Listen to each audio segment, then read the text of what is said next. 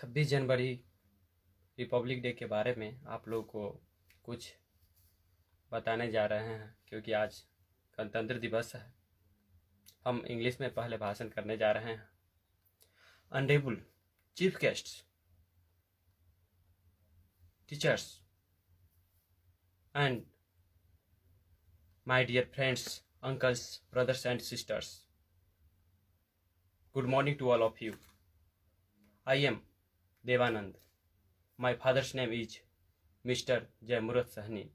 You already know me that I live in Dihibucholi. Today, I am very happy to get this golden opportunity. I am going to express my thought on occasions of the 72 Republic Day in our country. Sir, you know that the Republic Day is a red letter day in the history of our country. It is celebrated on the 26th January every year. It has great national importance. India became a republic on the 26th January 1950. So, we celebrated Republic Day every year to remember the great event. It is a day of joy for the people.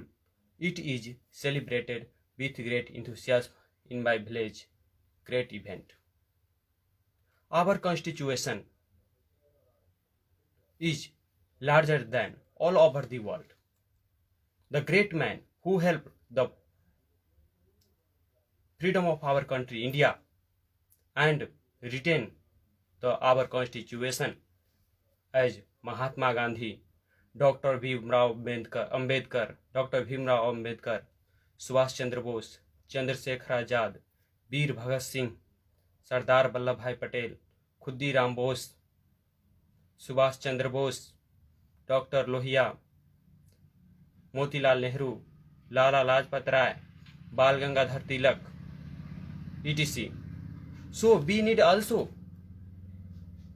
to progress of our society, our district, then progress of our district, then progress of our state and progress of our country, India. Thank you. अब हम हिंदी में भाषण देने जा रहे हैं ताकि आप लोगों को कुछ समझ में आए। आदरणीय अभिभावकगण, शिक्षकगण एवं तमाम भाइयों एवं बहनों, मैं देवानंद, पिता जयमुरत सहनी, ग्राम पंचायत राज डिहिबुचौली का भावी पंचायत समिति, गणतंत्र दिवस के शुभ अवसर पर आप लोगों के समक्ष मुझे कुछ कहने का मौका मिला है। इस वर्ष हमारे देश में 72वां गणतंत्र दिवस मनाया जाता है। हमारे देश के इतिहास में गणतंत्र दिवस एक महत्वपूर्ण दिन है। यह प्रतिवर्ष 26 जनवरी को मनाया जाता है। हमारा संविधान 26 जनवरी 1950 को लागू हुआ था, पूर्णतः लागू हो गया था 26 जनवरी 1950 को। इसलिए प्रतिवर्ष हम सभी भारतवासी 26 जनवरी को गणतंत्र दिवस के रूप में मनाते हैं। हमारा संविधान दुनिया के सभी संविधानों से बड़ा है। दुनिया के सभी संविधानों से हमारा संविधान बड़ा है क्योंकि डॉक्टर भीमराव अंबेडकर ने सभी संविधानों, दुनिया के सभी संविधानों के सही नियम एवं कानूनों को जानकर हमारे संविधान में लिखा। डॉक्टर भीमराव अंबेडकर का हमारे देश में संविधान बनाने का महत्वपूर्ण योगदान रहा। हमारा देश लगभग 200 वर्षों तक अंग्रेजों का गुलाम रहा। इसका कारण है आपसी मतभेद। जब अंग्रेजों ने देखा कि यहाँ के लोगों में छोटी छोटी बातों के लिए आपस में मतभेद रहता है, तो इसी का लाभ उठाते हुए अंग्रेजों ने हमारे ही देश के लोगों को अपने ही देश में आपस में लड़ाकर हमें गुलाम बना लिया, अपने ही देश में गुलाम बना दिया। इसका एकमात्र कारण है आपसी मतभेद, उन बुजुर्गों का मूर्ख विचार, अनपढ़ लोगों का कुनीति विचार के कारण अंग्रेज हम पर हावी हो गया।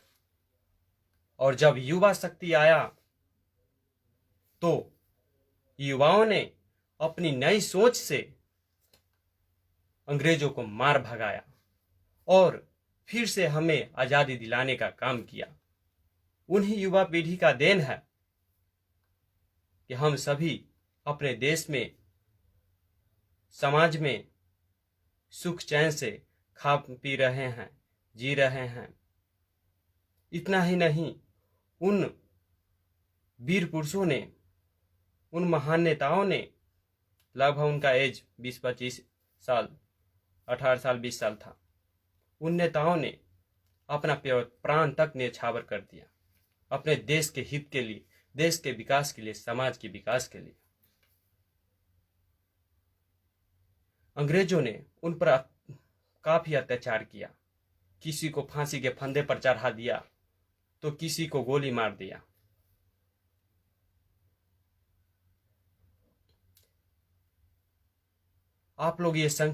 इसीलिए आप लोग ये संकल्प लीजिए कि आपसी मतभेद को भुलाकर समाज में शांति स्थापित करेंगे। हमारे समाज में जात पात का भेद भाव है, कोई कहता है सहनी, कोई कहता है मरिक, कोई कहता है कटहवा, कोई कहता है भक्ता, ये सब, कोई कहता है मुसलमान, ये सब आपस में मतभेद कराने, झगड़ा झंझट कराने, समाज को विनाश करने और समाज में विनाश करने का एकमात्र फॉर्मूला है, एकमात्र सूत्र है। इन अत्याचारी लोगों ने, इन्हीं कुविचारी लोगों ने हमारे समाज को उस अंधकार में धकेल दिया जहां से निकलना संभव नहीं। इसलिए अब युवा लोग ही उस अंधकार से हमारे समाज को बाहर निकाल सकता है, उजाला में ला सकता है। हमारे युवा लोग ही ला सकता है। हमारे दृष्टि से युवा वे लोग हैं जो समाज का विकास चाहते हैं, जो समाज का हित चाहते हैं, जो समाज का भलाई चाहते हैं, वे लोग युवा हैं। वे वृद्ध लोग जो वृद्ध लोग भी युवा है, वे वृद्ध लोग भी युवा है जो समाज के विकास के बारे में सोचते हैं, समाज के हित के बारे में सोचता है, हमारे देश का विकास के बारे में सोचता है। वो वृद्ध लोग भी युवा है।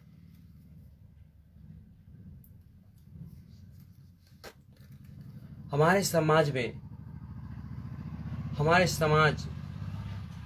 में सभी लोगों को कुछ न कुछ विकास का काम करना चाहिए, जिससे हमारा गांव का विकास होगा।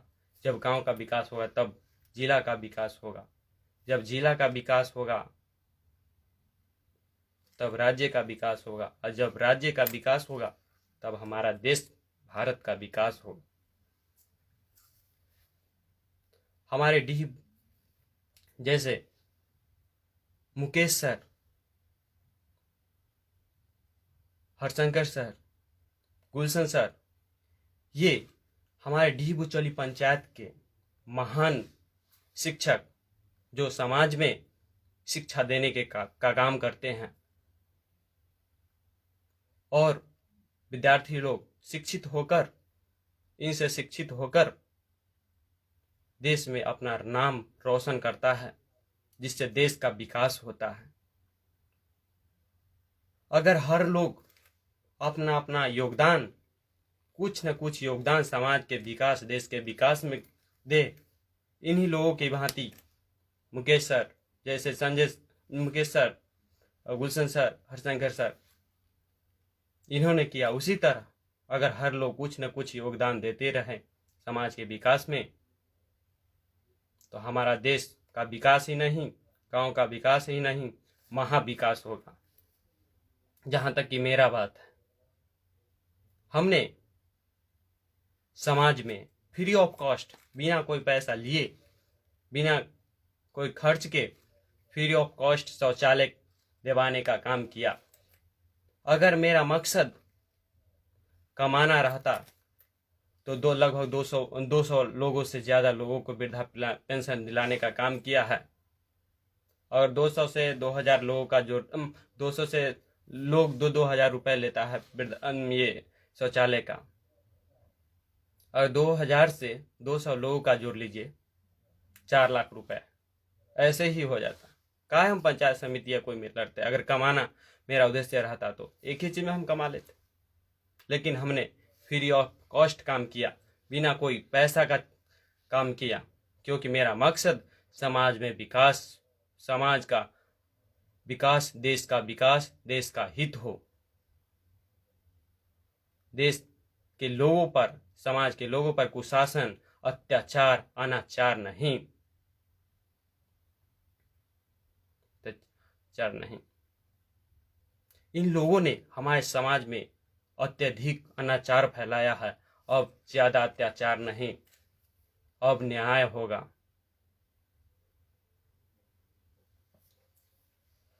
दूसरा, वृद्धा पेंशन।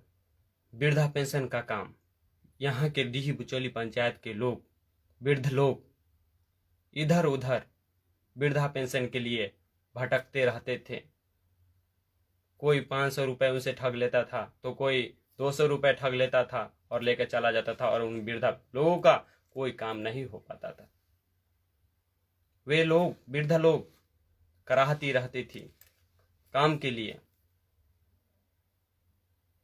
क्योंकि उन पैसों से जो ही उनका कुछ खाना पीना हो जाता, लेकिन उनका सुनने वाला और कोई नहीं था।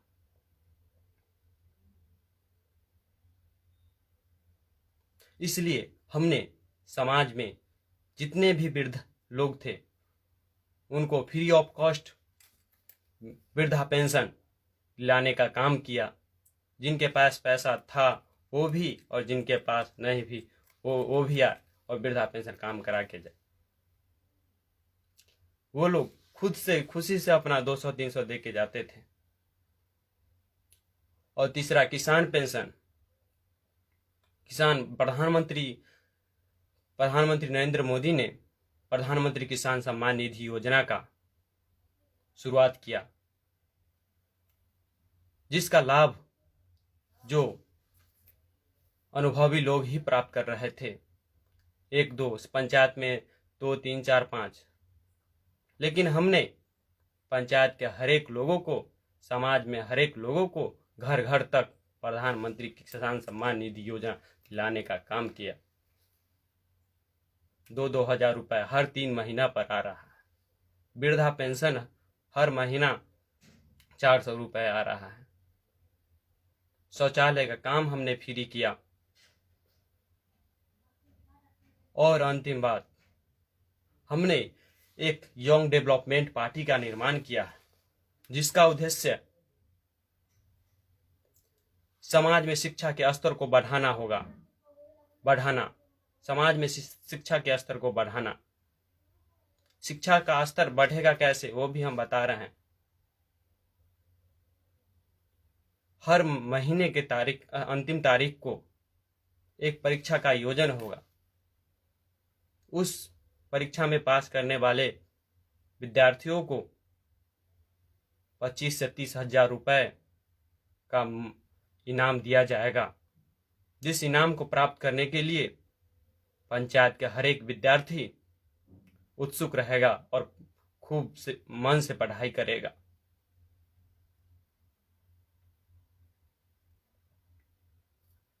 ऐसे में हमारा शिक्षा समाज का शिक्षा व्यवस्था काफी ऊंचा जाएगा और समाज में हर एक लोग नौकरी प्राप्त करेंगे, समाज का विकास करेंगे।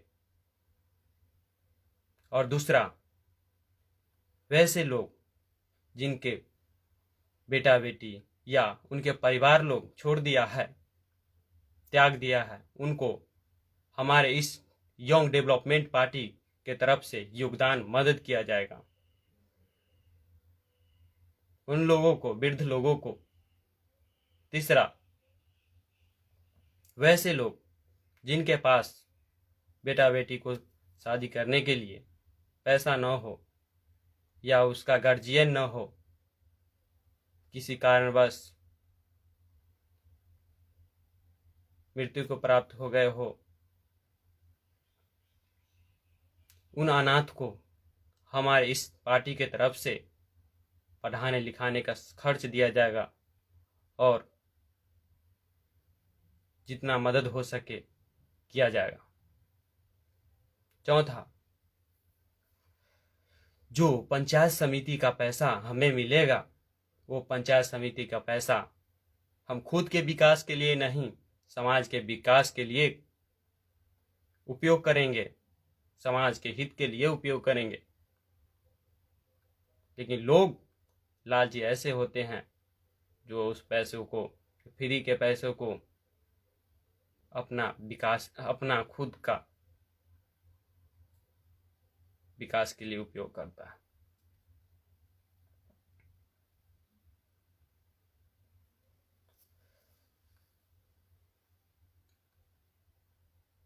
और उसके बाद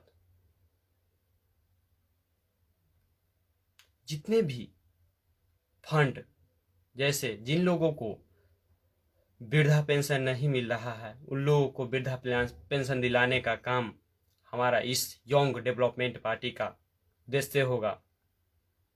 जिसे घर नहीं है, इंदिरा आवास नहीं है, उसे इंदिरा आवास दिलाने का काम किया जाएगा। जिन लोगों को शौचालय नहीं है, उनको सरकारी शौचालय दिलाने का काम किया जाएगा।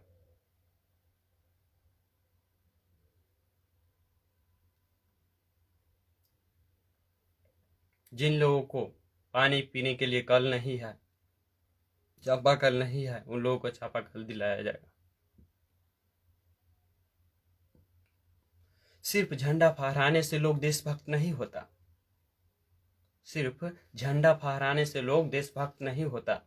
समाज के हित का विकास और समाज का हित और देश का विकास के बारे में सोचना और करना ही एक सच्चा देशभक्त होता है। सिर्फ झंडा फहराने से कोई देशभक्त नहीं होता। हमारा लक्ष्य, हम लोगों का जन्म इस धरती पर हुआ है, हम लोगों का लक्ष्य कुछ न कुछ होता है। हमारा लक्ष्य इस धरती पर कुछ न कुछ करने का होता है।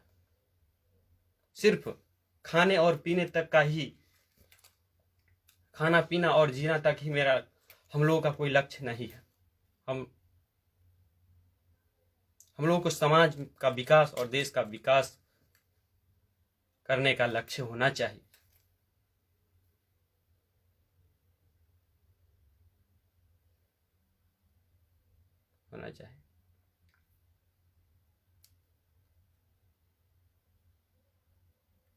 क्योंकि अत्याचार, अगर आप अनुभवी लोग सब समाज का हित नहीं करेंगे, हित के बारे में नहीं सोचेंगे, तो मूर्ख लोग हमारे समाज को, वे अत्याचारी लोग हमारे समाज को उस अंधकार में धकेल देगा जहां से हम युवा भी नहीं निकाल पाएंगे।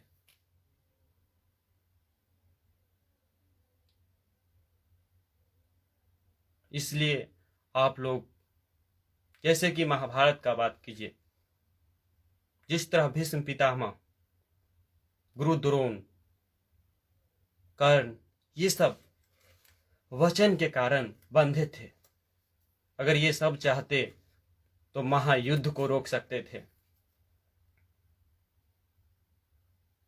लेकिन ये सब वचन से बंधे होने के कारण कुछ नहीं कर पाए।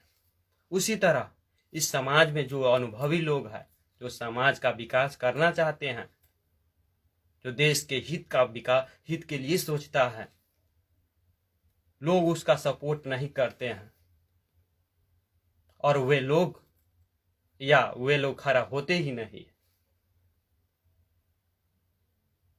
इसलिए हम युवाओं को अपना समाज की रक्षा के लिए खड़ा होना ही पड़ेगा, नहीं तो एक समय ऐसा आएगा फिर से अंग्रेज हमारा देश पर कब्जा जमा लेगा और हम सब उसका गुलाम हो जाएगा, नरकमय जिंदगी गुजारेंगे।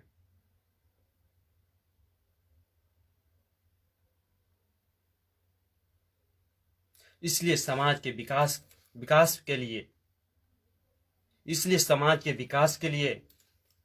समाज के विकास की क्रांति में हमें आप लोगों का साथ चाहिए। जय हिंद, जय भारत, वंदे मातरम।